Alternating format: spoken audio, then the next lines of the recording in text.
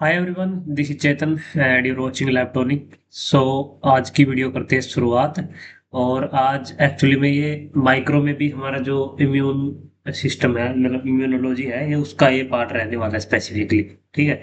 तो ये गलती से यहाँ पर माइक्रोबायोलॉजी लिखा गया, तो ये यहाँ पर स्पेसिफिकली जो इसमें एक्चुअली माइक्रोबायोलॉजी के अंडर ही आते हैं इम्यूनोलॉजी, तो वैसे एक तरह से देखे तो, लेकिन कुछ लोग इसको अलग से पढ़ते हैं सब्जेक्ट। ठीक है। तो इसको आप काट के इसको इम्यूनोलॉजी भी कर सकते हो। ठीक है, तो इसमें सारे के सारे जो क्वेश्चन है इस वीडियो में, इसमें सारे के सारे इम्यूनोलॉजी के ऊपर होने वाले हैं। ठीक है, इम्यूनोलॉजी के ऊपर होने वाले हैं। और ये रहने वाला है पार्ट 10। इससे पहले मैंने 9 वीडियोस बना चुका हूँ मैं इसकी एमसीक्यूज की। ठीक है, 9 वीडियोस बना चुका हूँ, तो आप उन वीडियोस को भी देख सकते हो। और जैसा आप लोगों का रिस्पॉन्स आ रहा है कमेंट बॉक्स में, तो काफ़ी अच्छा लगता है जब आप लोग कमेंट करते हो। कुछ लोग जनरली चैनल के साथ जुड़े हुए हैं, काफ़ी सपोर्ट कर रहे हैं, तो आप लोगों का शुक्रिया अदा मैं करना चाहूँगा। थैंक यू वेरी मच, ऐसे ही मेरे को सपोर्ट कर रही है और मैं आपके लिए बेहतर से बेहतर कंटेंट लाने की कोशिश करूँगा। ठीक है, तो ये वीडियो स्पेसिफिकली एनआईबी नोडिया के लिए तो स्पेशल बिल्कुल भी, मतलब मैंने यहाँ पे लिखा हुआ है एनआईबी नोडिया स्पेशल, लेकिन किसी के लिए भी आप देख सकते हो। ठीक है, किसी के लिए भी देख सकते हो, क्योंकि देखो एमसीआरई में भी वही क्वेश्चन आते हैं अगर माइक्रोबायोलॉजी सब्जेक्ट है। ठीक है, पीजीआई में भी वही आते हैं। और पीजीआई में भाई एक चीज याद रखना, इम्यूनो अपनी स्ट्रॉन्ग करके जाना भाई, इम्यूनोलॉजी। ठीक है, अगर मैंने इम्यूनोलॉजी टाइम पे पढ़ी होती तो आज मैं कहीं और होता। ठीक है, तो इम्यूनोलॉजी भाई ध्यान से पढ़ के जाना, पीजीआई का वेरी फेवरेट टॉपिक है इस टाइम तो इम्यूनो के क्वेश्चन इतने भर के आ रहे थे ना, जो लास्ट पीजीआई का एग्जाम हुआ है उसमें इतने सारे क्वेश्चन थे इम्यूनोलॉजी के, मैं क्या बताऊं। ठीक है, तो इम्यूनो को ऊपर आप अपना फोकस करें। और क्योंकि इम्यूनोलॉजी ना एक इस टाइम में सबसे गोल्डन ब्रांच मेरे को दिखती है, क्योंकि हर कोई इम्यून सिस्टम की बात कर रहा है अभी कोविड-19 के बाद। इम्यूनोलॉजी में और इंटरेस्ट लोगों को आना लगा है। ठीक है, तो इस वीडियो में हम बहुत सारे क्वेश्चन डिस्कस करने वाले हैं। और उन क्वेश्चन के साथ साथ इसमें हम हाई यील्ड एक्सप्लेनेशन, ठीक है, हाई यील्ड एक्सप्लेनेशन हम इसमें क्या करने वाले हैं अपना करने वाले हैं। ठीक है, हाई यील्ड एक्सप्लेनेशन। तो चलिए शुरू करते हैं। फॉर ऑल दोस्त जो कि नए हो चैनल पर, let me introduce first my self Chetan, and you can see me on Labdonic. If you are watching this video on Facebook, so you can also like our Facebook page. So PGI में चंडीगढ़ से मैंने BSc MLT अपनी करी है, और PGI Chandigarh में भी काम कर चुका हूँ मैं, एम्स रायबरेली में भी काम कर चुका हूँ। ठीक है, और आपको बताइए होगा अभी मैं कहाँ पे हूँ। ठीक है, तो चलिए शुरू करते हैं। क्वेश्चन ये कुछ मेरे बारे में आप पहुंच करके पढ़ सकते हो। These all things are secondary, you are the primary one. ठीक है, ये सारे सारे सेकेंडरी है, you are the primary one, आपकी पढ़ाई प्राइमरी है। ठीक है, तो चलिए आगे बढ़ते हैं।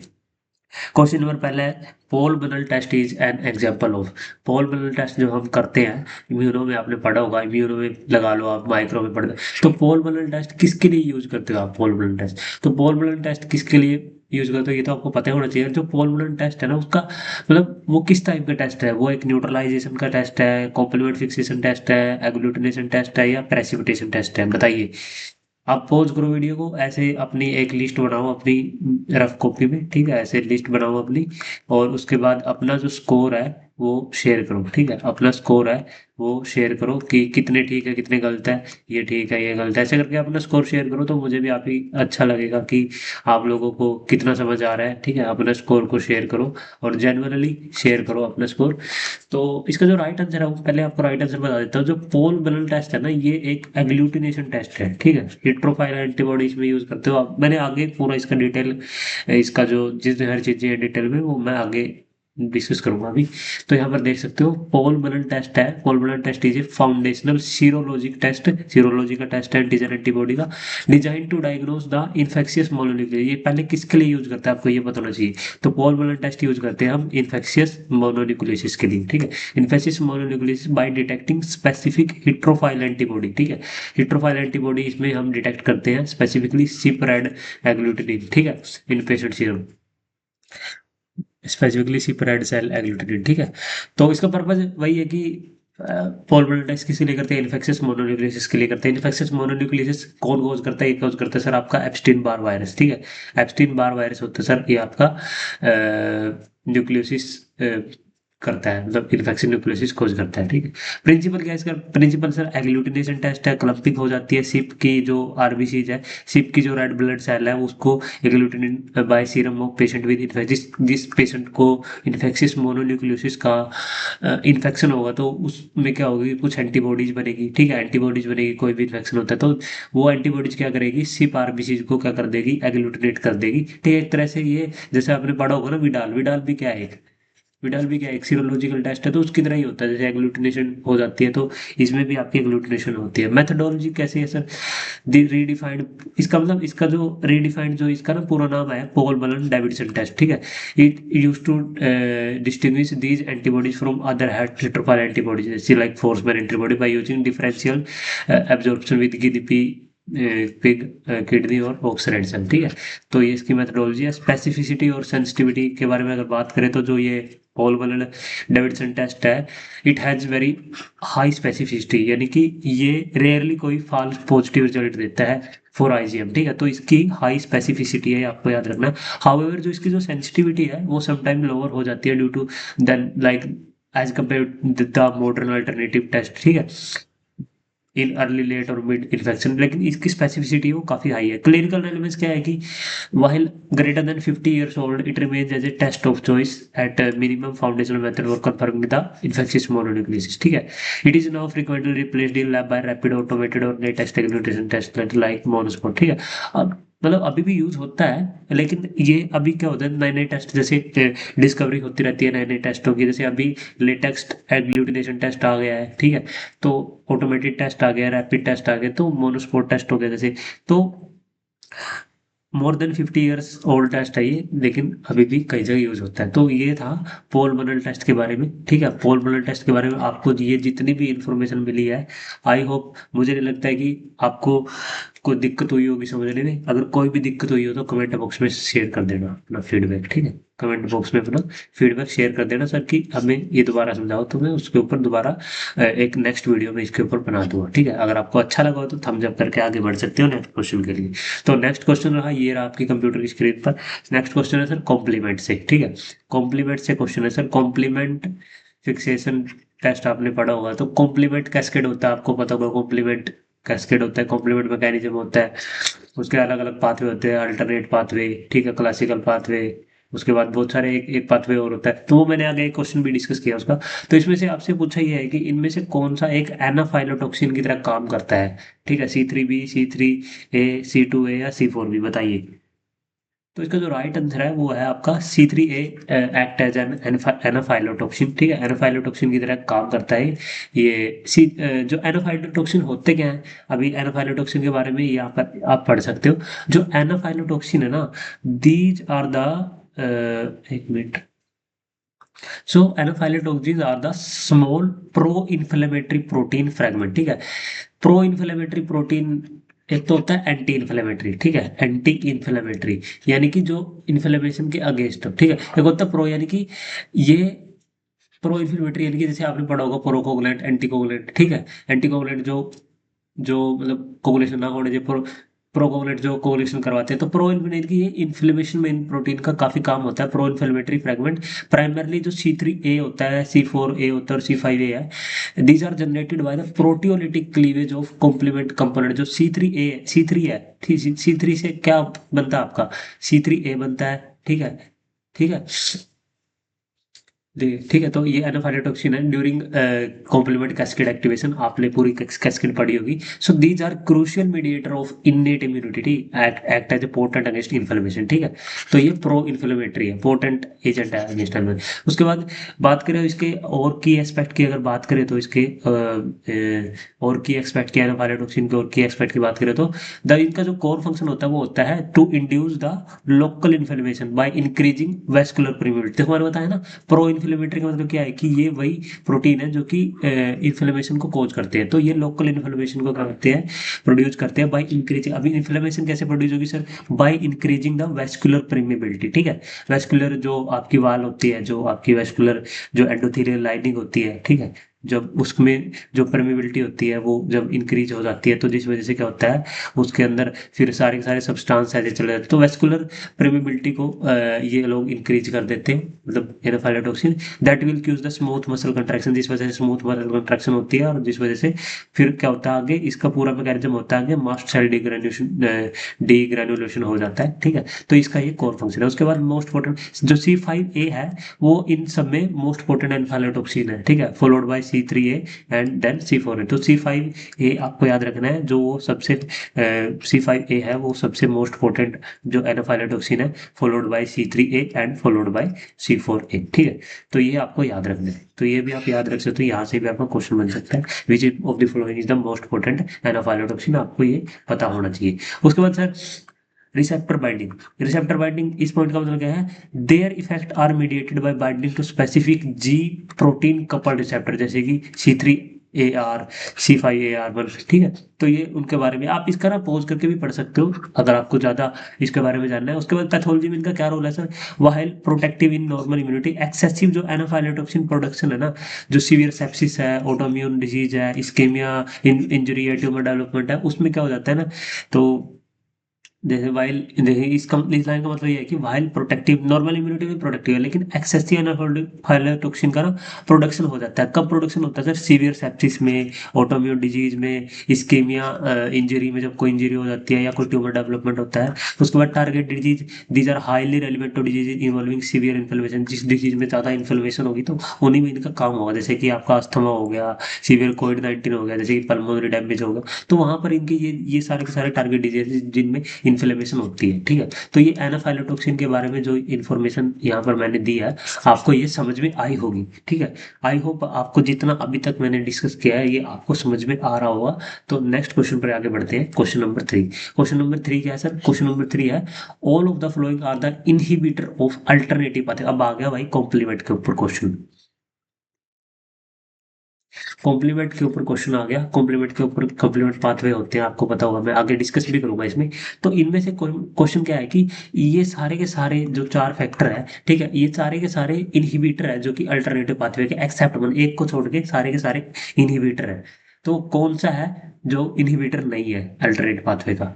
तो इसका जो राइट आंसर है वो पहले राइट आंसर बता देता हूँ। तो इसका जो राइट आंसर है वो है आपका ए, कोबरा जो वेनम फैक्टर है, ये क्या है, ये इनहिबिटर नहीं है। All of the following are the inhibitor except cobra venom factor, ठीक है। टिकोइक एसिड भी इनहिबिटर है, ठीक है। लाइपोपॉलीसेकेराइड इनहिबिटर, कार्बोहाइड्रेट रेजिड्यू जो बैक्टीरियल सेल वॉल पे पाया जाता है, वो भी अल्टरनेटिव पाथवे का इनहिबिटर है, ठीक है।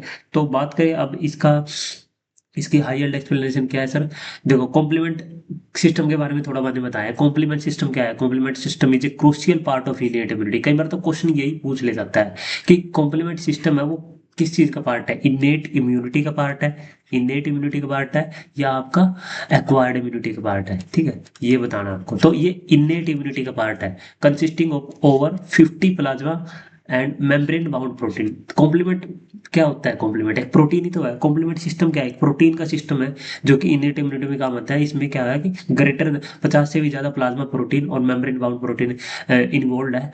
प्रोटीन करते क्या है, they will destroy the pathogen, opsonise them for phagocytosis. Opsonisation का मतलब क्या है, जैसे किसी के ऊपर ऐसी चीजें लगा देना जिस वजह से वो ज्यादा इफेक्टिवली उसको सेल क्या कर सके, किल कर सके, ठीक है, फेगोसाइटोसिस कर सके, जो आपकी लिम्फोसाइट वगैरह है उसको फेगोसाइटिस कर सके। आपको पता है ना, मतलब जो व्हाइट ब्लड सेल है उसमें से फेगोसाइटोसिस कौन कौन कॉज करता है, आपको पता होगा ये तो, ठीक है, मैक्रोफेज होगी, ठीक है। तो ऑप्सोनाइज कर देते हैं ये, ठीक है, पैथोजन को डिस्ट्रॉय कर देते हैं, पैथोजन को, इन्फ्लेमेशन को इंड्यूस करने में इनका काफी काम है कॉम्प्लीमेंट का।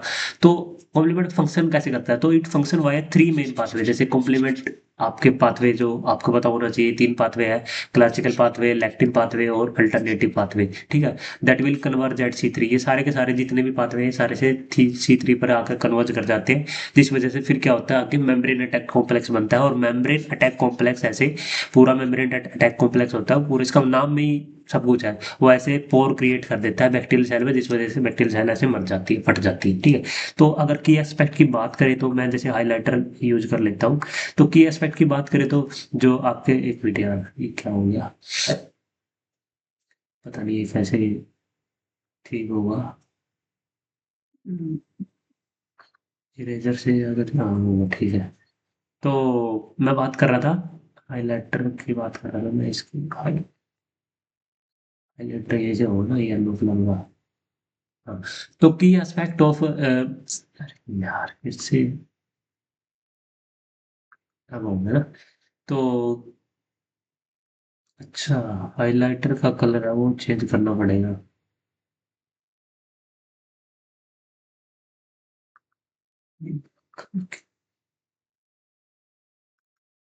अब वो होंगे तो था। तो जो की पाथवे है जो एक्टिवेशन के जैसे जो complement initiated by three distinct mechanism, ठीक है, वो कौन से हैं सर?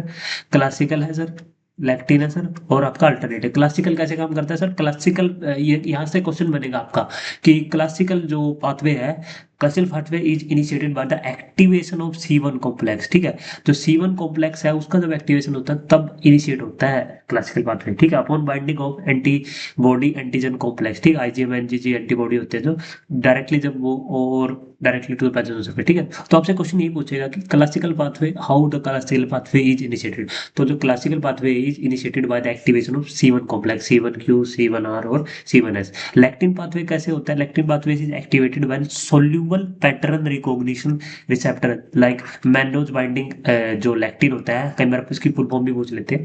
तो मेम्ब्रे मैनोज बाइंडिंग लैक्टिन होता है, और जो फिकोलिप्स होता है, they will bind to specific carbohydrate pattern like mannose on microbial surface, तब जाके एक्टिवेट होता है, ठीक है, एक्टिवेट सोल्यूबल जो ये इलेक्ट्रिक पाथवे होता है। और जो अल्टरनेटिव पाथवे होता है ये क्या होता है? Perfectly active at low level due to spontaneous hydrolysis of C3, ठीक है, C3 का जब स्पॉन्टेनियस हाइड्रोलिसिस होता है तब ये अल्टरनेटिव पाथवे होता है वो एक्टिवेट होता है, providing continuous surveillance and rapid amplification of the response. देखो ये जो तीन पाथवे होते हैं इसकी ना एक डिटेल वीडियो बन सकती है, ठीक है, तो अगर आपका लोगों का कमेंट आएगा तो इसकी डिटेल वीडियो मैं बना दूंगा। अभी के लिए आप इतना पढ़ सकते हो कि ये पाथवे क्या होते हैं, एक्टिवेट कैसे होते हैं, तो आप इसके बारे में थोड़ा सा अभी इतना पढ़ सकते हो कि ये कैसे एक्टिवेट होते हैं, ठीक है। तो ये इनिशिएट कैसे होता है ये आप अभी इतना पढ़ सकते हो, ठीक है। तो ये आपको पता होना चाहिए क्लासिकल कैसे इनिशिएट होता है, लैक्टिन कैसे इनिशिएट होता है, और ये सारे के सारे मिल जाते हैं C3 पर जाकर, और उसके बाद क्या होता है, मेम्ब्रेन अटैक्ड कॉम्प्लेक्स बनता है, ठीक है।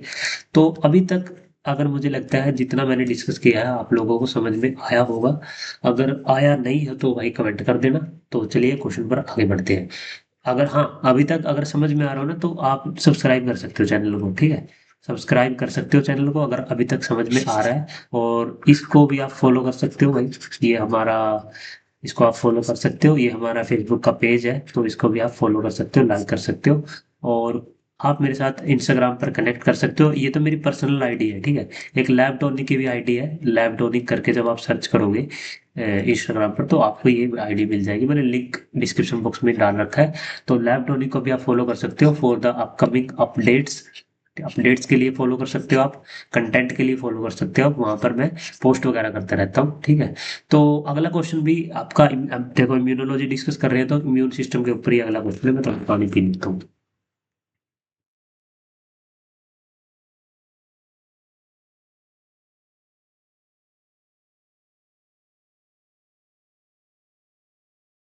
क्वेश्चन है which type of dendritic cell help in B cell development, इनमें से कौन सी टाइप की डेंड्राइटिक सेल है जो कि बी सेल के डेवलपमेंट में काम आती है? तो which type of dendritic cell help in B cell development? Follicular type, interdigitating type, interstitial type या सर्कुलेटिंग टाइप, बताइए।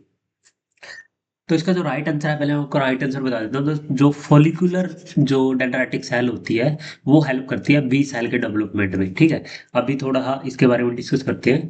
तो जो फॉलिकुलर डेंड्राइटिक सेल है जिसको बोलते हैं FDCs, these are primarily found within the germinal centre of follicle, ठीक है। फॉलिकल किसके follicle? In the secondary lymphoid organ like spleen और लिम्फ नोड। स्प्लीन में पाई जाएंगी, ये लिम्फ नोड में पाई जाएंगी। कहाँ पाई जाएंगी sir? In the germinal centre of follicles in the secondary lymphoid organ like spleen and lymph node. So they are the crucial for B cell development because they trap, ये trap करती हैं, store करती हैं, present करती है intact and unprocessed antigen antibody complex to B cell, ठीक है। तो बी सेल को ये लोग ये प्रेजेंट करती है, तो दैट्स वाई ये इनका क्रूशियल काम है, ठीक है। तो दिस इंटरेक्ट जो ये प्रेजेंट करती है, ठीक है, ट्रैप करती है, स्टोर करती है, प्रेजेंट करती है इंटैक्ट और अनप्रोसेस्ड एंटीजन एंटीबॉडी कॉम्प्लेक्स को, बी सेल को, जो इसको बोलते हैं ऑप्सोनाइज्ड एंटीजन, ठीक है।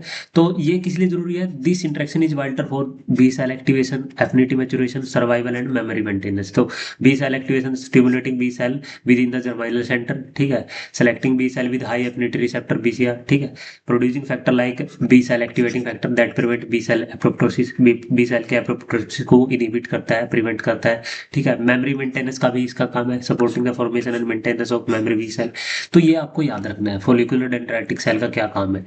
तो फॉलिकुलर डेंड्राइटिक सेल का क्या काम है ये आपको पता होना चाहिए, ठीक है। तो फॉलिकुलर डेंड्राइटिक सेल कहाँ पाई जाती है, क्या काम होता है, किसके लिए काम आती है, ये आपको पता होना चाहिए, ठीक है। तो उसके बाद बात करें तो थोड़ा सा और डिस्कस कर लेते हैं। जो CD4 पॉजिटिव सेल आपको पता होने चाहिए क्या होती है, ठीक है। CD8 पॉजिटिव सेल आपको पता होने चाहिए कौन सी होती है। तो CD4 पॉजिटिव सेल कौन सी होती है? हेल्पर टी लिम्फोसाइट को बोलते हैं, हेल्पर टी लिम्फोसाइट्स, ठीक है। CD4 कौन सी होती है? साइटोटॉक्सिक टी सेल को बोलते हैं, साइटोटॉक्सिक टी सेल्स। तो इनको बोलते हैं साइटोटॉक्सिक टी सेल को। CD8 पॉजिटिव ये होती है, CD4 पॉजिटिव होती है, हेल्पर टी लिम्फोसाइट, ठीक है। तो इम्यूनोलॉजी अपने आप में यार एक बहुत इंटरेस्टिंग सब्जेक्ट है। और ऑनगोइंग रिसर्च के मामले में बात करें तो इम्यूनोलॉजी बहुत बढ़िया सब्जेक्ट है, बहुत आगे आप इसमें बहुत कुछ कर सकते हो, ठीक है। क्वेश्चन नंबर 5 क्या है सर? क्वेश्चन नंबर 5 है sir, which will produce perforins. सबसे पहले आपको पता होना चाहिए what do you mean by perforins. Perforins का मतलब क्या है आपको, मतलब पहले पता होना चाहिए, ठीक है। तो कौन प्रोड्यूस करता है प्रोफोरिन को, फिर आपको ये पता होना चाहिए। तो इस क्वेश्चन के अकॉर्डिंग इसका जो राइट आंसर है वो मैं पहले आपको बता देता हूँ, फिर आगे इसको हाई एल्ड एक्सप्लेनेशन मैंने रखी है, ठीक है। तो जो आपका इसका जो राइट आंसर है वो पहले आपको बता देता हूँ। जो साइटोटॉक्सिक जो टी सेल होती है ना वो प्रोड्यूस करती है परफोरिन। अब देखो साइटोटॉक्सिक, नाम में ही सब कुछ है, साइटोटॉक्सिक। मैं 10 बार बोलता हूँ आपसे कि एक बार जब कभी भी आप लोगों को समझ ना आई कोई भी चीज बायोलॉजी में, खासकर माइक्रोबायोलॉजी में, अगर आपके साथ कई बार ऐसा हो ना कि कोई चीज समझ नहीं आ रही आपको, तो उसकी ना संधि विच्छेद करना सीखो आप। संधि विच्छेद। संधि विच्छेद से क्या मतलब है सर आपका? संधि विच्छेद से मतलब है सर कि उसको तोड़ना सीखो। अब देखो साइटोटॉक्सिक यानी कि ऐसी सेल्स, साइटोटॉक्सिक यानी कि किसी दूसरी सेल के लिए वो क्या कर रही है, टॉक्सिसिटी का काम कर रही है, साइटोटॉक्सिक टी सेल, ठीक है। किसी दूसरी सेल को एक तरह से मारने, मतलब टॉक्सिक काम, मतलब उनका साइटोटॉक्सिक। तो नाम में ही है सब कुछ है। तो वही तो परफोरिन प्रोड्यूस करके, परफोरिन का काम क्या होता है? पोर्स क्रिएट करना किसी भी बैक्टीरिया। साइटोटॉक्सिक सेल का काम क्या होता है? पोर्स क्रिएट करवाना बैक्टीरियल सेल में, ठीक है। फंगल सेल में जो भी माइक्रो ऑर्गेनिज्म कोच करते हैं, कोई भी माइक्रो ऑर्गेनिज्म होता है। तो साइटोटॉक्सिक टी सेल के बारे में देखो, मैंने ऊपर लिखा भी हुआ है यहाँ पर। Cytotoxic T cells are the, highlighter में इसमें यूज कर लेता हूँ। सो साइटोटॉक्सिक टी सेल, तो cytotoxic T cell are also known as the killer T cell, ठीक है। और CD8 पॉजिटिव मैंने अभी बताया था। किलर सेल इसलिए बोलते हैं because they are, because T cell, because these are the primary immune cell that produce and release perforin, ठीक है। ये रिलीज करती है परफोरिन को। और परफोरिन क्या है? एक साइटोलाइटिक प्रोटीन है, ठीक है। परफोरिन जो प्रोड्यूस करे, that will create pores in the plasma membrane of infected और cancer target cell, allowing granzyme to enter and trigger cell death. Apoptosis को खोज करती है। तो परफोरिन का बहुत सारा काम, परफोरिन कोई भी जैसे कोई भी कैंसर सेल है उसको मारना हो, ठीक है, सेल डेथ को प्रमोट करना हो, ठीक है, तो उसमें काम आता है इसका साइटोटॉक्सिक्स। मतलब कि किसी दूसरी सेल के लिए वो एज ए टॉक्सिन का काम कर रही है। तो साइटोटॉक्सिक सेल का ये काम आपको पता लगा होगा भाई। अगर अभी तक ना वीडियो अच्छी लगी हो ना यार, तो ये जो लाइक का बटन है ना, ये जो थम्स अप आपको दिख रहा है, ठीक है। आजकल तो ऐड भी बहुत आती है थम्स अप की, क्योंकि गर्मियां चालू हो गई है। तो भाई प्लीज अभी एक थम्स अप कर दीजिए भाई, ठीक है। थम्स, ठीक है, थम्स अप कर दीजिए एक, ठीक है, ताकि मैं, थोड़ी सी गर्मी हो रखी है बाहर, तो मैं एक थम्स अप पी सकूं। आप एक लाइक कर दीजिए, थम्स अप कर दीजिए। बाकी आगे बढ़ते हैं नेक्स्ट क्वेश्चन में। नेक्स्ट क्वेश्चन क्या है सर? नेक्स्ट क्वेश्चन है सर आपका, और क्या इसमें और क्या डिस्कस कर सकते हैं हम इम्यूनो में, अगर और पॉइंट में ऐड करना चाहूँ तो एपोप्टोसिस का दूसरा नाम आपको पता होना चाहिए। एपोप्टोसिस का दूसरा नाम होता है प्रोग्राम्ड सेल डेथ, तो एपोप्टोसिस का दूसरा नाम आपको पता होना चाहिए, प्रोग्राम सेल डेथ को हम एपोप्टोसिस बोलते हैं। और क्या, परफोरिन का काम आपको पता लग ही गया, जो फोर प्रोड्यूस कर देते हैं। CD4 CD8 आपको बता ही दिया मैंने, ठीक है। किलर सेल भी इनको बोलते हैं। और तो क्या ही, अभी तो मेरे को इतना ही याद आ रहा है, बाकी कोई और चीजें याद आएंगी तो आपको जरूर मैं बताऊंगा। तो क्वेश्चन नंबर 6 है सर, क्वेश्चन नंबर के 6 क्या है? क्वेश्चन नंबर 6 है, positive tuberculin test is an example of. आपने हाइपर सेंसिटिविटी रिएक्शन पढ़ी होगी। हाइपर सेंसिटिविटी रिएक्शन 4 टाइप की होती है, ठीक है। तो इनमें से जो पॉजिटिव, इसके एग्जाम्पल बेसिकली क्वेश्चन आता है, ठीक है। एग्जाम्पल आपको याद होने चाहिए। कोई भी, अगर आप लोगों को इम्यूनो से, अगर मुझे कोई भी टॉपिक बताएगा कि सर इम्यूनो से टॉपिक डालो, तो मैं हाइपर सेंसिटिविटी टॉपिक चूज करूंगा, क्योंकि इस टॉपिक के ऊपर बच्चों की पकड़ इतनी ज़्यादा नहीं होती। तो इस टॉपिक में बच्चे बहुत ज़्यादा उलझते हैं। तो जो ट्यूबरकुलिन टेस्ट है, पॉजिटिव ट्यूबरकुलिन टेस्ट, वो कौन से टाइप का है, यानी कि कौन सी टाइप की हाइपर सेंसिटिविटी में एग्जाम्पल ये है। तो इसका जो राइट आंसर है वो मैं पहले आपको बता देता हूँ। इसका जो राइट आंसर है वो ए है, ठीक है। Hyper sensitivity 4, type 4 hyper sensitivity, जिसको बोलते हैं delayed type of hyper sensitivity. Delayed type of hyper sensitivity, delay type of hyper sensitive बोलते हैं टाइप 4 हाइपर सेंसिटिविटी को, ठीक है। तो ये आपको पता होनी चाहिए, इसमें क्या बनते हैं। आप ये किस में दिखती है, आप तो ट्यूबरकुलिन टेस्ट किसके लिए करते हो आप? टीबी के लिए करते हो ना। टीबी स्किन टेस्ट जिसको बोलते हैं, टीबी के लिए करते हो। जैसे फोर आर्म में आप ट्यूबरकुलिन इंजेक्शन देते हो, उसके बाद फिर वो जोन चेक करते हो, रेडनेस चेक करते हो, ठीक है। आपने कभी टीबी का टेस्ट करवाया होगा तो आपको पता होगा, ट्यूबरकुलिन टेस्ट करवाते हैं, ठीक है। लेप्रोमिन टेस्ट किसके लिए यूज होता है सर? लेप्रोमिन टेस्ट की ये हो जाता है सर आपका लेप्रोसी के लिए यूज करते हैं सर हम। और ऐसे ही एक टेस्ट और होता है, मेरे को अभी यार भी मेरे दिमाग में घूम रहा है उस टेस्ट का नाम। स्किन टेस्ट है वो भी, पैरासाइटोलॉजी में यूज होता है वो। खैर अभी याद नहीं आ रहा, बताऊंगा अगर याद आएगा तो देखो, अब थोड़ा सा हाइपर सेंसिटिविटी रिएक्शन के बारे में थोड़ा डिस्कस करते हैं। हाइपर सेंसिटिविटी रिएक्शन के बारे में थोड़ा डिस्कस कर लेते हैं।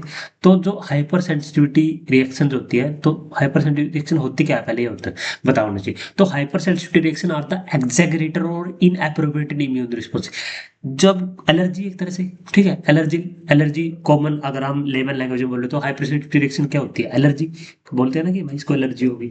तो वो क्या होता है, जब आपका इम्यून रिस्पॉन्स होता है वो हाईली एक्जेगरेटेड हो जाता है, हाईली इनएप्रोप्रिएट हो जाता है इम्यून रिस्पॉन्स, ज्यादा इम्यून रिस्पॉन्स ज्यादा, मतलब आपका एक्टिव हो जाता है इम्यून रिस्पॉन्स, तब होती है हाइपर सेंसिटिविटी रिएक्शन, ठीक है। आप उनको बोलते हैं, मतलब हाइपर सेंसिटिविटी रिएक्शन बोलते हैं एक्जेगरेटेड इम्यून रिस्पॉन्स को, ठीक है।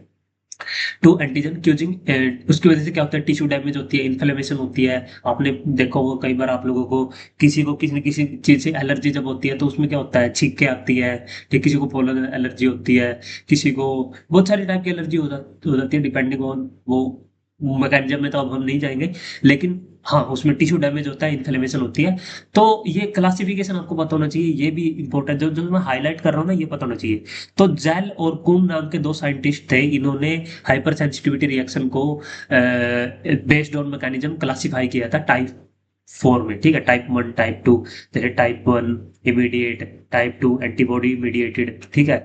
टाइप 3 होती है इम्यून कॉम्प्लेक्स मीडिएटेड, और टाइप 4 होती है डिलेड और टी सेल मीडिएटेड, ठीक है।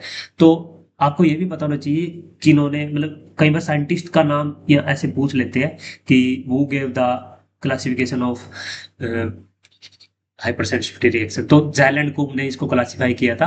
दे range from immediate allergic reaction जैसे कि IgE mediated to delayed T cell mediated process with management focusing on removing the triggering agent, ठीक है। तो टाइप ऑफ हाइपर सेंसिटिविटी, ये आपको याद रखने की उन्होंने किस बेस पे इन्होंने क्लासिफाई किया था।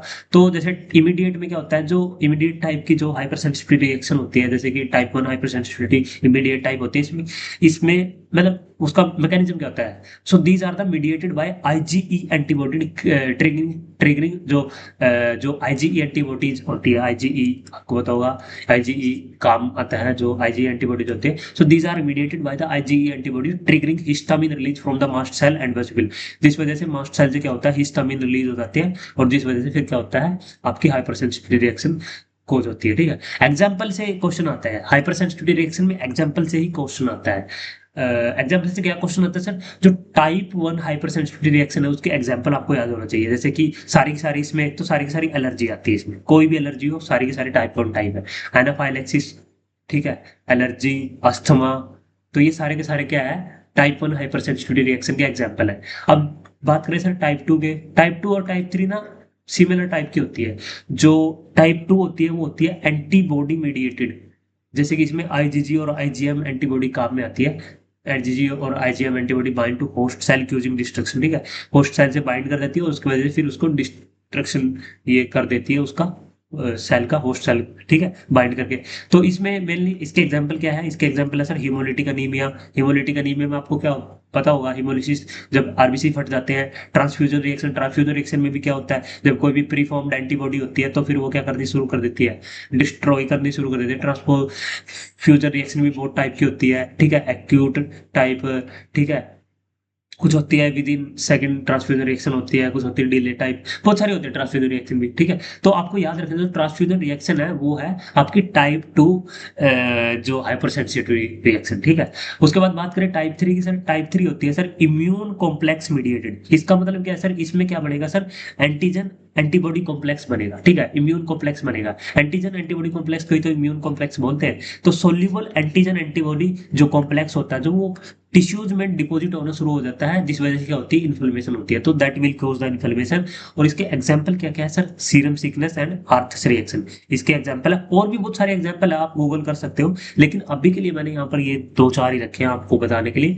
तो टाइप 3 हाइपर सेंसिटिव रिएक्शन आपको समझ में आई होगी। बात करते हैं टाइप 4 के बारे में। तो जो टाइप 4 हाइपर सेंसिटिविटी होती है, जिसको डिले टाइप भी बोलते हैं, और टी मीडिएट सेल मीडिएटेड जो आपकी हाइपर सेंसिटिविटी है वो है टी सेल मीडिएटेड, ठीक है। T cell mediated hyper sensitive reaction often involving, इसमें मैक्रोफेज का इन्वॉल्वमेंट होता है। और इनको डिले टाइप क्यों, क्योंकि ये होने में इतना टाइम लगा देती है, जैसे कि 24 टू 40 72 आवर्स के बाद मतलब उसमें पता लगता है। जैसे कि आपने ट्यूबरकुलिन टेस्ट सुना होगा, ठीक है, ट्यूबरकुलिन टीबी स्किन टेस्ट आपने सुना होगा। उसमें क्या होता है, रीडिंग आपकी बाद में लेते हैं ना, इमीडिएट थोड़ी होती है वो, तो बाद में लेते हैं। जिसमें इसमें आपकी कॉन्टैक्ट डर्मेटाइटिस होगी, ड्रग रिएक्शन होगी, जैसे कि, ठीक है, आपकी जो इसमें ट्यूबरकुलिन टेस्ट हो गया ये होगी, ठीक है, लेप्रोमिन टेस्ट, ये सारे के सारे क्या है, टाइप 4 टाइप के हाइपर सेंसिटिव। तो भाई हाइपर सेंसिटिविटी रिएक्शन के बारे में अगर कोई भी डाउट हो, कोई भी डाउट हो तो भाई आपको कमेंट बॉक्स में कमेंट कर देना है गुरुजी, ठीक है, कमेंट बॉक्स में कमेंट कर देना है, आपको मिल जाएगा आपको रिप्लाई, ठीक है। अगर कोई भी दिक्कत ना हो तो भाई एक थम्स अप, एक ये जरूर अपना शो करके जाना अपना सपोर्ट की सर कितना समझ में आया आप लोगों को, ठीक है। ऐसा भी बताना है कि सर आपको और इम्प्रूवमेंट की जरूरत है तो मैं और इम्प्रूव करूंगा, अपनी स्किल को मैं हर दिन इम्प्रूव करूंगा, because I believe in learning, ठीक है। मैं लर्निंग में बिलीव करता हूँ। मैं कोई 30 मार खा नहीं हूँ कि मेरे को सब आता है भाई। अभी भी मैं ये क्लास बनाने से पहले मैं पढ़ रहा था, पढ़ना पड़ता है भाई। ये जो खोपड़ा होता है ना, ये ऐसा नहीं है कि इसमें जो कुछ भी डालोगे सारा एकदम से स्टोर हो जाएगा, इसमें आपको रिवाइज करना पड़ता है। जितना ज्यादा आप रिवीजन करोगे उतना ज्यादा आपको किसी टॉपिक के ऊपर पकड़ होती जाएगी, ठीक है। आजकल मेरा जो मेन फेवरेट टॉपिक है, माइक्रो में काम कर रहा हूँ तो मैं माइक्रो के ऊपर मेरी अच्छी पकड़ है, ठीक है। आपको कोई ना कोई टॉपिक तो पकड़ना ही पड़ेगा, ठीक है, कोई ना कोई टॉपिक पकड़ना ही पड़ेगा, उसका मास्टर आपको बनना ही पड़ेगा। तो नेक्स्ट क्वेश्चन डिस्कस करते हैं। देखो भाई, आगे बढ़ने का एक ही तरीका है, घिसना, घिसना, सिर्फ और सिर्फ घिसना। बात करते हैं कुछ लोग की, नहीं नहीं, smart work beats hard work. भाई वो तब बीट करता है जब आपने पहले हार्ड वर्क किया हो। Smart work with hard work ही काम आता है, अकेले स्मार्ट वर्क से काम नहीं चलता, ठीक है। और तो बात कर रहा हूँ, देखो अब इम्यूनोलॉजी की बात हो रही है भाई, ठीक है, इम्यूनोलॉजी की बात हो रही है, तो क्यों ना भाई इम्यूनोलॉजी के बारे में थोड़ा डिस्कस करा जाए। तो मैंने ना अभी ये जो पर्सनैलिटी आप देख रहे हो सर हमारे यहाँ ही, ठीक है, ये हमारे डॉक्टर सुनील अरोड़ा सर है, ठीक है। ये इन्होंने हमारा एक ना सेशन लिया था पीजीआई में, जब when I was doing my BSc MLT, ठीक है, बीएससी एमएलटी जब मैं कर रहा था अपनी, तो इन्होंने एक एचआईवी के ऊपर एक सेक्शन हमारा लिया था, एक क्लास ली थी हमारी एचआईवी। और भाई सर को जो नॉलेज है ना भाई, ऐसे सल्यूट है सर को, मतलब इतने बिल्कुल देसी तरीके से सिखाया है, बिल्कुल बेसिक से, कि क्या होता है एचआईवी, क्या क्या चीजें होती है। और ये फोटो पता कब की है, ये फोटो पीजीआई की नहीं है, ये फोटो है, मैं एक ना एक सीएमई कंडक्ट, मतलब सीएमई कंडक्ट करवाई थी इन्होंने। अभी सर पीजीआई से तो रिटायर हो चुके हैं, ये एचओडी रह चुके हैं भाई पीजीआई के, ठीक है। तो सर वहां से तो रिटायर हो चुके हैं पीजीआई से। तो जो आपका जो रायत बारा यूनिवर्सिटी है ना मोहाली में, जो लोग मोहाली जो होंगे चंडीगढ़ से, ठीक है, चंडीगढ़ जो चंडीगढ़ ट्राई सिटी से होंगे उनको पता होगा, मोहाली एक सिटी है। तो मोहाली में एक रायत बारा यूनिवर्सिटी करके है, तो वहां पर एक जो इंटरनेशनल इम्यूनोलॉजी जो डे होता है उस दिन इन्होंने एक सीएमई ऑर्गेनाइज करवाई थी। सीएमई कम वर्कशॉप थी वो, ठीक है, इंटेलेक्चुअल प्रॉपर्टी राइट्स के ऊपर, आईपीआर। इसमें मैंने बहुत सारी चीजें सीखी थी। सर का भी लेक्चर था, ठीक है, सर का भी एक बहुत अच्छा लेक्चर था, तो वो भी मैंने अटेंड किया। ये मैम, इनका लेक्चर था, इनका आईपीआर के ऊपर था, इनका आईपीआर के ऊपर लेक्चर था मैम का। मैम ने भी भाई बिल्कुल कैसे कैसे, मतलब अभी देखो मैं थोड़ा रिसर्च ओरिएंटेड अब थोड़ा हो गया हूँ। ये मेरी लिंक्डइन की आईडी है, ठीक है, ये लिंक्डइन की आईडी है, मैंने लिंक्डइन पर भी इसको पोस्ट किया था, ठीक है, कुछ लोगों ने कमेंट भी किए थे। तो लिंक्डइन, ये देखो सर का टॉपिक ये था, सुनील अरोड़ा सर है ना हमारे, इनका टॉपिक ये था रेगुलेटरी टी सेल के ऊपर, the guardian of immune response, ठीक। तो मैं सर से मिला और सर से बात की कि सर, मतलब मैंने बात की, फिर सर के साथ फोटो ली, और ये फोटो मैंने यहाँ पे इसलिए क्योंकि मैं आजकल जाता रहता हूँ कॉन्फ्रेंसिस वगैरह में, ठीक है, कॉन्फ्रेंसिस में अटेंड करता रहता हूँ, वर्कशॉप अटेंड करता, क्योंकि अभी तो भाई जॉब क्या है, जॉब तो एक मतलब शुरुआत है, अभी आपको बहुत ऊपर जाना गाइस, ठीक है। मैं यही आप लोगों के दिमाग में, मतलब इंडिया में क्या है कि रिसर्च के बारे में थोड़ा सा लोगों को अभी भी अवेयरनेस नहीं है। रिसर्च के बारे में अभी भी इंडिया में बहुत ज़्यादा अवेयर करने की ज़रूरत है, स्टूडेंट को अवेयर करने की ज़रूरत है, जो फैकल्टी है उनको अवेयर करने की ज़रूरत है कि कैसे कैसे स्टूडेंट को आगे बढ़ाना है, ठीक है। तो फैकल्टी तो आपस में, मतलब फैकल्टी तो हम लोग सीखते हैं, आई एम ऑल्सो लर्नर, ठीक है। तो बहुत ज़्यादा ज़रूरत है इंडिया में अभी रिसर्च के मामले में, बिकॉज लोगों को पता ही नहीं है, ठीक है। लोग डिग्री कर लेते हैं, इंक्लूडिंग मी, भाई मुझे भी नहीं पता था यार, मैं ये थोड़ी बोल रहा हूँ कि मैं कोई, मुझे सब कुछ पता लग गया, मुझे भी पता लग रहा है। मैं बहुत सारे लोगों से मिल रहा हूँ, मैम से मैंने बाद में ना, इसके वर्कशॉप के बाद मैं पर्सनली मैम से मिल के गया कि मैम आपका लोग, आपका जो ये टॉपिक था काफ़ी अच्छे से समझाया। फिर मैम ने बोला, तो मैम ने एक बड़ी अच्छी बात बोली मुझे, मुझे काफ़ी अच्छी लगी वो, कि मैम ने बोली कि इंडिया में हम क्या है कि हम जॉब, ठीक है, जॉब अभी हम जॉब कर रहे हैं, लेकिन इंडिया जब वहाँ पेटेंट के ऊपर बात हो रही थी कि चाइना के कितने बहुत सारे पेटेंट होते हैं साल में, इंडिया के क्यों नहीं होते। इंडिया में वही है, स्टार्टअप इंडिया में जब होंगे, हम जॉब सीकर बनेंगे as compare to job, job मतलब जॉब गिवर बनेंगे, ठीक है, जॉब सीकर की बजाय, ठीक है, मैं उल्टा बोल गया। तो जब आप लोगों को जॉब दोगे, आप एक रिसर्चर बनोगे, तो तभी इंडिया ग्रो करेगा ना, ठीक है। तो मैम से काफी बात हुई, सर से काफी बात हुई, तो काफी अच्छे रही मेरे लिए वर्कशॉप ये। तो आप लोग भी मेरे साथ कनेक्ट कर सकते हो लिंक्डइन पर, ठीक है। लिंक्डइन का जो मेरी प्रोफाइल है, आप चाहो तो सीधा सर्च कर लेना चेतन प्रकाश, ठीक है, एम्स बठिंडा करके सर्च करोगे तो आपको आ जाएगा, या मैंने अपना जो लिंक दे रखा है अपने इसमें डिस्क्रिप्शन बॉक्स में, वहां जाकर आप इसको चेकआउट करो। ये स्लाइड मैंने क्यों ऐड करी, ये स्लाइड मैंने इसलिए ऐड करी कि भाई आप लोग भी कर सकते हो यार, ठीक है, आप लोग भी कर सकते हो, मैं आपकी तरह ही तो हूँ, ठीक है। मैंने अभी शुरुआत करी है, पहले तो मैं भी ऐसे ही एग्जाम वगैरह की तैयारी करता, लेकिन अभी स्टेबल हो गए हैं, तो अभी यहाँ से आगे बढ़ना है, ठीक है। एक चीज छोड़ दी, अब वो चीज छोड़ दिया, अभी आगे बढ़ना है, ठीक है। तो मैं आगे बढ़ रहा हूँ, आप लोगों को भी आगे बढ़ाना है, और इंडिया को आगे बढ़ाना है, ठीक है, अपने पूरी कंट्री को आगे बढ़ाना है। तो मेरे साथ जुड़े रहिए, ठीक है। कोई भी डाउट हो तो मेरे से आप पूछ सकते हो। नेक्स्ट क्वेश्चन पे आगे बढ़ते हैं सर। नेक्स्ट क्वेश्चन है क्वेश्चन नंबर, ये थोड़ी सी मैं रिसर्च ओरिएंटेड बात करता रहता हूँ, आगे लास्ट में आपसे बात भी करूंगा कि मेरा अभी किस चीज के ऊपर रिसर्च चल रहा है, ठीक है। फोकसिंग, क्योंकि मेरा एरिया ऑफ फोकस तो अभी भाई माइक्रोबायोलॉजी है, ठीक है।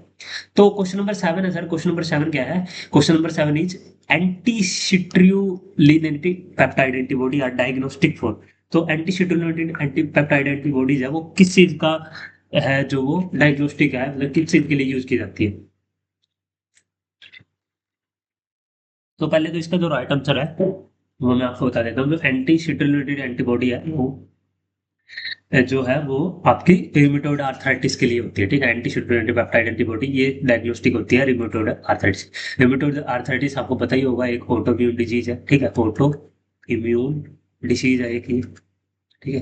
इसलिए हो गया सिस्टेमिक लूपस एरिथ्रोमाइटिस, ये भी एक ऑटो इम्यून डिजीज है, तो ये आपको पता होना चाहिए। तो एंटी सिट्रियोनेटेड जो एंटीबॉडीज है, इसकी फुल फॉर्म भी कई बार आपसे पूछ लेते हैं, मैं एक बार हाईलाइट भी कर दूंगा, ठीक है। हाँ, जो एंटी सिट्रुलिनेटेड एंटी पेप्टाइड एंटीबॉडी होता है, जिसको एसीपी बोलते हैं और एंटी सीसीपी बोलते हैं, ठीक है। तो दीज ये क्या है, these are the highly specific marker used for the diagnosis, early detection and prognosis of rheumatoid arthritis. तो जो ये एंटी सिट्रुलिनेटेड पेप्टाइड एंटीबॉडी होती है, ये स्पेसिफिक मार्कर है। किसका मार्कर है सर? रिमेटोइड आर्थराइटिस का। So these are they are the found in 60 to 80% of patient with rheumatoid arthritis, ठीक है। तो 60 to 80% पेशेंट उनमें ये पाई जाती है जिनको रिमेटोइड आर्थराइटिस हो जाता है, and they are the crucial for predicting the residue disease development, ठीक है, ऑफरिंग अप टू 98% स्पेसिफिसिटी। तो ये क्या है? प्राइमरी जो डायग्नोस्टिक वैल्यू है, because these are the key serological marker for rheumatoid arthritis. कई बार आपसे क्वेश्चन ये भी पूछ लेते हैं कि which of the following is the key serological marker for rheumatoid arthritis. तो आपको याद रखना है एसीपी आपकी की मार्कर है, ठीक है। सिग्निफिकेंस इसका यही है कि positive result help in differentiating rheumatoid arthritis from other inflammatory joint disease, जैसे कि सिली हो गया, स्क्लेरोडर्मा हो गया और सीजोरन सिंड्रोम हो गया, ठीक है। रिमेटोइड आर्थराइटिस को अदर जो इन्फ्लेमेटरी जॉइंट डिजीज है, ठीक है। रिमेटोइड आर्थराइटिस भी क्या है? गठिया किस चीज का है? ये भी एक जॉइंट डिजीज है ना। और ये लोग ये स्क्लेरोडर्मा, सिस्टेमिक लूपर एर्थरोमेटस, ये भी अदर इन्फ्लेमेटरी डिजीज। तो इनसे डिफरेंशिएशन के लिए आपका एसीपी यूज किया जाता है, ठीक है। तो इरोजिव जो जो जॉइंट डैमेज है उसको, ये उसकी प्रिडिक्टिव वैल्यू है। व्हाइल जो एंटीसीमेंट not primary used to diagnose scleroderma, systemic lupus, they may be sometimes be found in these patient and if they have secondary rheumatoid arthritis और रेफ सिंड्रोम। तो ये आप थोड़ा पढ़ सकते हैं इसके। बाकी एंटी सेलुलर एंड पेप्टाइड होता क्या है ये आपको ये पता होना चाहिए, बस किसके लिए यूज करते हैं, ठीक है। तो नेक्स्ट क्वेश्चन है वो है आपका क्वेश्चन नंबर 8। क्वेश्चन नंबर 8 क्या है गुरुजी? क्वेश्चन नंबर 8 है सर, क्वेश्चन नंबर 8 है सर, क्या है क्वेश्चन नंबर 8? क्वेश्चन नंबर 8 है sir, chronic granulomatous disease is due to deficiency of. जो क्रोनिक ग्रैनुलोमेटस डिजीज है वो किसकी डेफिशिएंसी से होता है? तो इसका जो राइट आंसर है, पहले मैं आपको वो बता देता हूँ। जो NADPH ऑक्सीडेज होता है ना, इसकी जब डेफिशिएंसी हो जाती है, एक एंजाइम है गाइस, ठीक है, ये एक एंजाइम है। जब इसकी डेफिशिएंसी हो जाती है तो that will cause the chronic granulomatous disease. अब इसके बारे में थोड़ा सा डीप पढ़ते हैं। तो जो क्रोनिक ग्रैनुलोमेटस जो डिजीज है, तो सर ये क्या है? इस जो chronic granulomatous is due to the deficiency of NADPH oxidase enzyme complex in phagocyte, ठीक है। जो व्हाइट ब्लड सेल में ये पाया जाता है, जो होता है आपका NADPH ऑक्सीडेज, ठीक है, which prevent them from producing the reactive. अब देखो फेगोसाइट का काम क्या है? बैक्टीरिया फंगस को मारना, ठीक है, बैक्टीरिया फंगस को एंगल्फ करना। और ये जो एंजाइम है ये किस में पाया जाता है? ये फेगोसाइट में पाया जाता है। जब इसकी डेफिशिएंसी हो जाएगी तो फेगोसाइट क्या नहीं कर पाएगी भाई? रिएक्टिव सुपर ऑक्साइड नहीं प्रोड्यूस कर पाएंगी, रिएक्टिव हाइड्रोजन पेरोक्साइड में, तो कैटलेज पॉजिटिव बैक्टीरिया नहीं मर पाएंगे, ठीक है। तो इस लाइन में सिर्फ यही लिखा है कि जो NADPH ऑक्सीडेज कॉम्प्लेक्स होते हैं फेगोसाइट में, it will prevent them from producing the reactive oxygen species like superoxide, hydrogen peroxide needed for to kill the catalase positive bacteria और fungi, ठीक है। मैकेनिज्म आपका यही है कि जब इस एंजाइम की डेफिशिएंसी हो जाती है, so this deficiency of this defect in the enzyme prevent the जो रेस्पिरेटरी बर्स्ट और oxidative burst living phagocyte unable to kill the ingested microorganism. Microorganism मरेंगे नहीं। सो कोजिजिस क्या होते हैं? कोजिजिस के म्यूटेशन इसका मेन कोज है। सो म्यूटेशन कहाँ पे होती है? इनमें से जो जीन्स होती है ये आपके, सो the disease is caused by the mutation in one of the 5 gene that encode component of NADPH oxide। ये सारे के सारे जीन है, इसके बारे में थोड़ा आप पढ़ सकते हो, ठीक है। CYBA जीन, NCF1 जीन,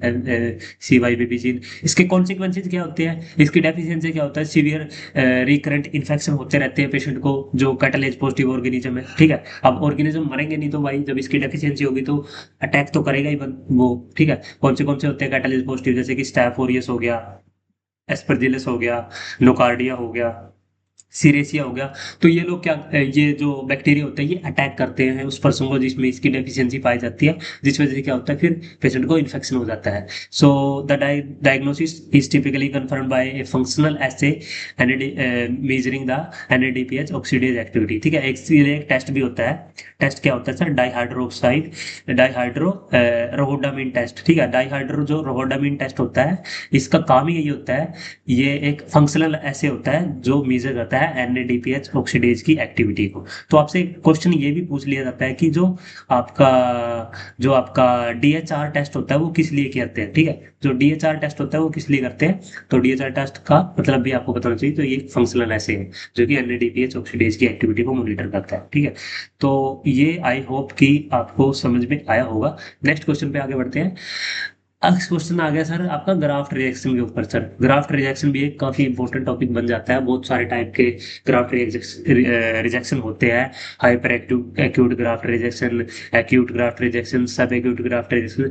तो जो ग्राफ्ट रिजेक्शन होता है, तो graft rejection is due to preformed antibodies occur. ठीक है, क्वेश्चन ये है कि जो ग्राफ्ट रिजेक्शन होता है, ठीक है, जो वो कौन सा ग्राफ्ट रिजेक्शन होता है जो कि परिफॉर्म्ड एंटीबॉडीज के कारण होता है। ठीक है, that graft which graft rejection is due to preformed antibodies. Question ये पूछा है कि इनमें से कौन सा जो ग्राफ्ट रिजेक्शन होता है जो कि प्रीफॉर्म्ड एंटीबॉडीज के कारण होता है। तो इसका जो राइट आंसर है वो पहले आपको बता देता हूँ। इसका जो राइट आंसर है वो है आपका हाइपर एक्यूट जो ग्राफ्ट रिजेक्शन होता है। उसमें क्या होता है, वो होता ही इस वजह से कि पहले क्या हो जाती है, एंटीबॉडीज बन जाती है, that why that will they will cause the hyper acute graft rejection.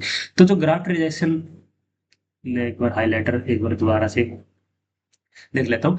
तो graft rejection due to preformed antibodies occur in hyper acute graft rejection. ठीक है, जब हाइपर एक्यूट ग्राफ्ट रिजेक्शन होता है वो होता ही इसलिए है क्योंकि परिफॉर्म्ड एंटीबॉडीज होती है। ठीक है, ये मिनट्स टू हावर में हो जाता है। ठीक है, इमीडिएटली होता है जब ट्रांसप्लांटेशन होती है। जैसे बोलते हैं ना कि किडनी ट्रांसप्लांट की और किडनी शरीर ने एक्सेप्ट नहीं करी, तो वो हाइपर एक्यूट ग्राफ्ट रिजेक्शन हो जाता है।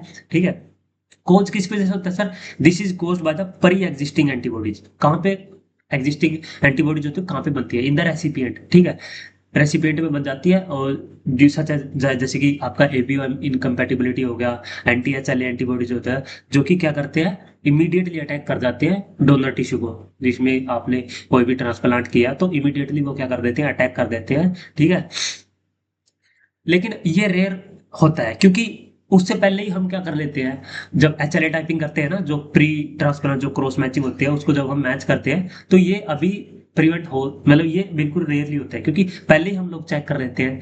जो एक्यूट ग्राफ्ट रिजेक्शन होता है ये होता है is typically mediated by T cell. जो एक्यूट जो रिजेक्शन होता है, this is mediated by the T cell within days to week. ये within days to week ले लेता है। दो antibody mediated acute rejection can occur. ठीक है, ये हो सकता है, ठीक है, लेकिन ये रेयरली होता है। ठीक है, क्योंकि पहले ही हम लोग चेक कर लेते हैं तो एक्यूट जो रिजेक्शन होता है वो हो जाता है। ठीक है, तो अगर चेक नहीं किया तो फिर हाइपर एक्यूट ग्राफ्ट रिजेक्शन होने के चांसेस बढ़ जाते हैं। और जो क्रोनिक रिजेक्शन का मतलब क्या है कि बहुत लेट हो, ठीक है, महीने में या ईयर्स बाद हो, ठीक है, due to ongoing slow immune damage. ठीक है, तो वही है, क्रोनिक का मतलब ही क्या होता है, एक्यूट का मतलब होता है रिसेंटली हुआ। ठीक है, क्रोनिक का मतलब होता है बहुत बाद में। ठीक है, बोलते हैं ना acute acute infection, chronic infection. ठीक है, तो कौन सी एंटीबॉडी होती है वो जो एक्यूट इन्फेक्शन में दिखती है, तो आईजीएम पाई जाती है। ठीक है, तो आपको ये पता होना चाहिए। तो और जो आईजीजी होती है वो आपकी क्रोनिक इन्फेक्शन में बढ़ जाती है। ठीक है, क्रोनिक इन्फेक्शन में बढ़ जाती है, तो ये भी आपको पता होना चाहिए। तो ये था सर आपका ग्राफ्ट रिजेक्शन के ऊपर थोड़ा सा मास्टरिंग। ठीक है, तो आई होप कि आपको ग्राफ्ट रिजेक्शन के बारे में जो जो मैंने बताया है आपको समझ में आई होगी। ठीक है भाई, अभी तक अगर आप बने हो ना वीडियो में, यार चैनल को ना सब्सक्राइब कर दो यार। ठीक है, तो क्वेश्चन है which can be transmitted through blood transfusion. Blood transmission के थ्रू कौन से हैं इनमें से जो है वो आपके ट्रांसमिट हो जाएंगे, बताइए कौन से होंगे ब्लड के थ्रू। HIV, ट्रैपोनिमा पैलेडम, टोक्सोप्लाज्मा गोंडाई या ऑल ऑफ द अबव। तो इसका जो राइट आंसर है वो तो इसका ऑल ऑफ द अबव ही है। ठीक है, सारे के सारे हैं जो ब्लड ट्रांसफ्यूजन से क्या हो जाते हैं, फैल सकते हैं। ठीक है, ब्लड ट्रांसफ्यूजन से सारे के सारे फैल सकते हैं। HIV भी फैल सकता है, ट्रैपोनिमा पैलेडम भी। ये क्या कॉज करता है सर, ये सिफिलिस कॉज करता है सर। ये क्या कॉज करता है, सिफिलिस कॉज करता है सर। टोक्सोप्लाज्मा क्या, गोंडाई क्या कॉज करता है, टोक्सोप्लाज्मोसिस कॉज करता है सर। ठीक है, HIV क्या कॉज करता है सर, एड्स कॉज करता है। ठीक है, तो आई होप कि आपको इतना सारा जो मैंने डिस्कस किया है ये सारा समझ में आया होगा। ठीक है, समझ में आया हो तो यार एक लाइक कर देना यार। अगर अभी तक समझ में आया हो ना, एक लाइक कर देना भाई। ठीक है, अगर आप जब लाइक करोगे ना तो काफी अच्छा लगेगा हमें। तो अगर फिर भी कोई डाउट रह गया हो, कोई भी फिर भी कोई क्वेरी रह गई हो, डाउट रह गया हो, तो आप मेरे को मैसेज कर सकते हो। ठीक है, मैसेज कर सकते हो, दोनों में से किसी आईडी पर मैसेज कर देना। ठीक है, कमेंट बॉक्स में कमेंट कर देना। दो आईडी है इंस्टाग्राम पर, एक है लैपटॉनिक की और एक है मेरी पर्सनल आईडी। तो किसी में भी करोगे तो मैं आपको रिप्लाई देने की कोशिश करूँगी। ठीक है, तो उसके बाद लाइक अगर नहीं किया तो कर दीजिए, सब्सक्राइब कर लीजिए चैनल को अगर आपको अच्छा लगा हो तो। और फेसबुक पेज को भी आप मेरे को लाइक कर सकते हो, और इंस्टाग्राम पर आप कनेक्ट कर सकते हो यार। और भाई आगे बढ़ने का एक ही तरीका है, मैं बार बार अपनी वीडियोज में बोलता हूँ और अभी भी बोल रहा हूँ, ठीक है। एक ही तरीका है, ये कुछ मेरे बारे में आप पढ़ सकते हो, एक ही तरीका है आगे बढ़ने का, हार्ड वर्क, बस सिर्फ और सिर्फ हार्ड वर्क। कुछ दिनों का है भाई, थोड़ा हाँ अगर अभी थोड़ी सी हार्ड वर्क कर लोगे ना, आगे दिक्कत नहीं आएगी। एक बार आपको जॉब मिल गई ना, उसके बाद करना यार एंजॉय, उसके बाद घूम के आना जहाँ जहाँ आप लोगों का सपना है कि यहाँ घूमना है वहाँ घूमना है। अभी फिलहाल पढ़ाई पे फोकस करो, ठीक है। अभी एक बार जब आप घूम लोगे ना, तो फिर आप अच्छे से मतलब घूम पाओगे। जब आप लोगों के पास संसाधन होंगे भाई तभी घूम पाओगे, पैसा जरूरी होता है ना घूमने फिरने के लिए भी। तो अभी कोशिश करो कि पहले कहीं ना कहीं जॉब पकड़ लो, ठीक है। बाकी लैपटॉनिक का जो ये भाई चैनल है, इसको आप सब्सक्राइब कर लेना, ठीक है। फेसबुक के पेज को आप लाइक कर सकते हो, इंस्टाग्राम पर मेरी आईडी है। और इसके जो पीडीएफ नोट्स है, इस जो सेशन है, इसके सेशन के जो पीडीएफ नोट्स है, आप इस सेशन के पीडीएफ नोट्स को टेलीग्राम पर मैं डाल दूंगा। वो तब डालूंगा ना मैं, तब जब आप लोगों के कमेंट आएंगे, ठीक है। जब ये टेलीग्राम पर आप लोगों के कमेंट आएंगे या टेलीग्राम पर आप लोगों का जो कोई भी रिप्लाई आएगा, तभी मैं आपको डालूंगा, फिर ऐसे में नहीं डालूंगा भाई। एक चीज मैंने देख लिया, अगर आप कोई चीज फ्री में देते हो तो उस लोग उसकी कदर नहीं करते लोग, ठीक है। खासकर हमारे इंडिया में तो ये चीज चलती है, ठीक है। तो जब आप लोग मैसेज करोगे तभी इस क्लास के पीडीएफ नोट्स में डालूंगा। तो again thank you very much guys. अगर आपको अभी तक जितना कुछ मैंने समझाया है आपको समझ में आया हो तो आप लाइक कर सकते हैं वीडियो को। बाकी मैं बात कर रहा था कि रिसर्च का, तो ये एक हार्वर्ड से मैंने कोर्स किया था, तो आप भी ये कोर्स कर सकते हो। इसकी एक डिटेल वीडियो बनाई है मैंने अपने चैनल पर, या तो आप सर्च कर लेना कि how to do any free course by लैपटॉनिक, तो आपके सामने वीडियो आ जाएगी। या मैं आप पर ऊपर आई बटन में लिंक डाल दूंगा, ठीक है। तो उसमें मैंने बताया कि how to enroll in this course and how I got this certificate, तो वो मैंने पूरा प्रोसेस बताया है, ठीक है। ये हमारी रिसर्च का एक मैंने बताया था आपको, बार बार मैं बताता हूँ। ये एम्स बठिंडा की तरफ से हम गए थे, ठीक है। तो ये सक्सेनिया वेसिफॉर्मिस का एक केस था जो हमने प्रेजेंट किया था IAMM नॉर्थ वेस्ट चैप्टर जो माइक्रोफोन है वहां पर, ठीक है। तो वहां पर हमने ये केस प्रेजेंट किया था और इस पोस्टर को मिला था फर्स्ट प्राइज, ठीक है। तो मैं थोड़ा सा एक्टिव मोड में आ गया हूँ, थोड़ा रिसर्च ओरिएंटेड हूँ मैं, ठीक है। ये मेरी रिसर्च का टॉपिक था। मेरी पता नहीं स्लाइड कहाँ गई, आई थिंक वो चाहिए रही। ये मेरी रिसर्च का टॉपिक था, ठीक है। यहाँ पर ये मैंने ओरल प्रेजेंटेशन दी थी, ओरल प्रेजेंटेशन दी थी मैंने। तो ये मेरी रिसर्च का टॉपिक था, और उसमें भी इस पोस्टर को बनाने में भी हमारा योगदान था, ठीक है। इसमें प्रैक्टिकल वर्क जो था मैंने वो सारा किया था। ये एक रेयर केस था सक्सीडिया वेसिफॉर्मिस का। तो ऐसे ही आप लोग अगर एक रिसर्च ओरिएंटेड अगर आप पर्सन हो, तो अगर आप अभी तक वीडियो में बने हुए हैं ना, तो इसका मतलब आप रिसर्च ओरिएंटेड पर्सन हो। तो अगर आप एक रिसर्च ओरिएंटेड पर्सन हो तो आप मेरे साथ कनेक्ट कर सकते हो। कहाँ पर कनेक्ट कर सकते हो? लिंक्डइन पर। लिंक्डइन पर आप मेरे साथ कनेक्ट कर सकते हो, वहां पर अपने लिंक्स में शेयर करते रहता हूँ। तो again thank you very much. अगर आप अभी तक बने हुए हैं तो यार काफी लेट हो गया है, काफी बड़ा सेशन हो गया। तो आपसे एक न्यू वीडियो में मुलाकात करूंगा, तब तक के लिए नमस्कार, सलाम, सत श्री अकाल। देखते रहिए एंड एंजॉय करते रहिए, और अपनी लर्निंग्स को, अपनी स्किल्स को इम्प्रूव करते रहिए। मैं कर देता हूँ यहाँ से बंद, फिर लंबी वीडियो बन जाए।